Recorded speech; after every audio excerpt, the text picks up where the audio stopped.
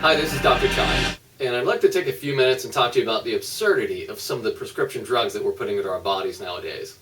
And to do that, let me do a couple things for you. I want to start with what I call Name That Drug. So I'm going to read some side effects of drugs, and I'm going to see if you can name this drug for me. So picture in your mind, you're watching a commercial, there's a couple holding hands, strolling through this beautiful field of daisies. You've got the nice music playing behind them, butterflies and rainbows overhead, and maybe that'll help you jog your memory when I read some of these symptoms off. So let me start with some of the more mild ones and work my way up from there. So some of the mild side effects: behavior changes, diarrhea, dizziness, drowsiness, fatigue, headache, loss of appetite, minor skin or eye irritation, and then working up through some more moderate ones: blurred vision, confusion and disorientation, difficulty breathing, excessive tearing, low blood pressure, paleness, and then some of the more severe side effects: cardiopulmonary arrest. How's that?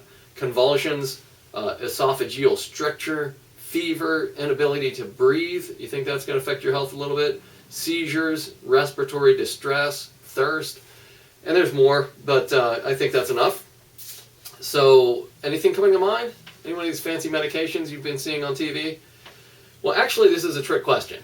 These are not side effects of a medication, although they sound just like that. What they are is actually signs and symptoms of poisoning. Pretty ironic, right? Sounds exactly like the things we're hearing on TV, put to beautiful music.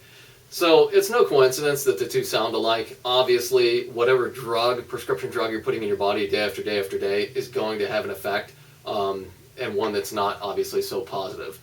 So the second point I want to make is the federal guidelines for disposal of prescription drugs. Do you realize that the proper recommended disposal of prescription drugs is to get your unused medication to a drug reclamation center, and they will collect your stuff and incinerate it, like the hazardous material that it is? Also, there are guidelines for what not to do with your drugs. You are not to flush them down the toilet because they will contaminate the waterways and affect aquatic life. You're not to throw them in the trash because the local neighborhood dog or your own pet, unfortunately, might get into these drugs in your trash and become poisoned, or maybe the local raccoons, your neighborhood raccoons, will get in there and die. And in certain instances, they say you can throw your drugs away provided you mix them with some noxious smelling substance and seal that in a plastic bag and then throw that in the trash. So does that make any sense at all to you? Because it doesn't me. I don't understand how we're fine with taking this hazardous material and swallowing this stuff every day.